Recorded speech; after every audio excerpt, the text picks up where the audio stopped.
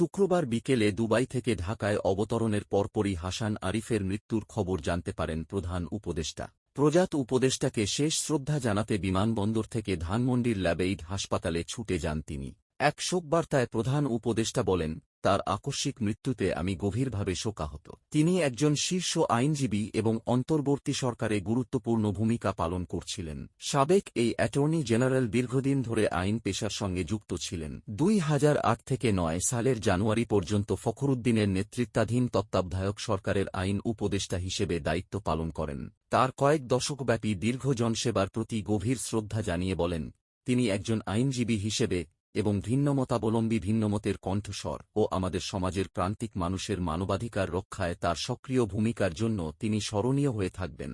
তার শোকসন্তপ্ত পরিবারের সদস্যদের প্রতি সমবেদনা এবং বিদেহী আত্মার মাগফিরাত কামনা করেন। পরবর্তী আপডেট পেতে চ্যানেল সাবস্ক্রাইব